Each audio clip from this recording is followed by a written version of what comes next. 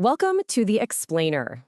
All right, today we're going to break down how the best of the best, we're talking elite athletes, move between different training phases, like from strength to hypertrophy, without losing any of that progress they've worked so hard for. So let me ask you this. Have you ever finished a killer strength block, you're hitting new PRs, feeling amazing, and then you switch over to a hypertrophy phase to pack on some muscle, and bam, everything just feels flat. You feel weaker, your progress grinds to a halt, and you're basically just spinning your wheels. Sound familiar? Well, here's the thing you need to hear. The problem isn't you. It's not that you're not working hard enough, and it's definitely not about a lack of motivation. The real issue, it all comes down to a lack of strategy. It's in your programming. We actually have a name for this. It's called the transition trap. Yeah, it's that super frustrating no man's land where your body is just struggling to figure out what the heck you're asking it to do. And all those gains you just made feel like they're vanishing into thin air. But you're gonna wanna stick with me here, because in this explainer, we are going to reveal the key adjustments that basically fix these common failures. It's a surprisingly simple but incredibly powerful method that keeps your body adapting and growing instead of just stalling out. So let's be clear. This is not about just gritting your teeth and pushing harder through that frustration. Nope. This is about programming smarter so you can avoid that frustration in the first place.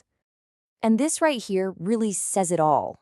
On the left, you've got the common approach. Messy guesswork. Just kind of jumping from one program to the next and hoping for the best. But on the right, that's the elite method. Clean, surgical precision. Every single variable is tracked. Every step is deliberate.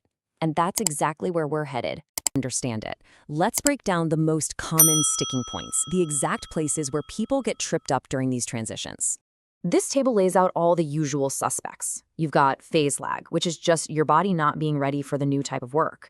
Then there's energy system clash. That happens when you overload your central nervous system, like jumping from super heavy, low rep work to high rep endurance stuff. You're taxing completely different parts of your engine. And of course, we see the obvious stuff, like strength and endurance just dropping off a cliff. But here's the key. All of these are predictable, and if they're predictable, they are absolutely preventable. So, how do we prevent all this? Well, the top athletes rely on a 4-part playbook. These are tried and true, systematic methods designed to guarantee a smooth and productive transition every single time. And here they are. Number 1, microcycle bridging. Number 2, performance tracking. 3, maintaining your key lifts. And finally, number 4, monitoring your recovery and readiness.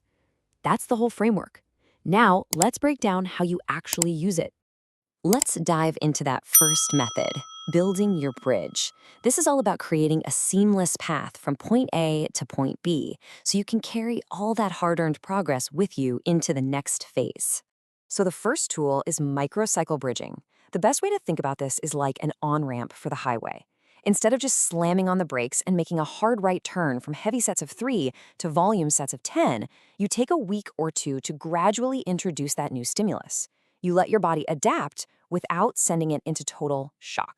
And this timeline shows you exactly how it works. You've got your 4-week strength phase, all heavy, low reps. But before you jump headfirst into a high-rep hypertrophy block, you slot in a 1-week bridge where you do moderate sets of, say, 6-8 reps. That single bridge week is the game changer that lets your body catch up and get ready for what's next. All right, method number 2 is an absolute non-negotiable: performance tracking. Elite transitions are not based on how you feel on a given day. They are built on cold, hard, objective data. You have got to be logging your workouts, tracking your loads, and monitoring key biometrics to make smart decisions. This chart shows it perfectly. When you track your load, you can guarantee a gradual, progressive ramp-up. This is what prevents the shock of a new phase, and it directly fixes that phase lag problem we talked about earlier. It turns messy guesswork into a predictable science. Now, this one is huge. You don't have to just abandon all the progress you just made. To stop that strength loss when you move to a higher volume phase, you just maintain 1 or 2 of your main lifts. So for example, after a strength block, you could keep doing 1 heavyish squat session a week. This keeps those neural pathways firing from moving heavy weights so you don't lose that top-end strength. And finally, we have to talk about recovery. I mean, how do you really know if you're recovered enough for the next workout? Well, a super simple, actionable metric is your morning resting heart rate. If you wake up and it's elevated by, say, 5 to 10 beats per minute from your normal baseline, that's a clear sign your body is still under stress.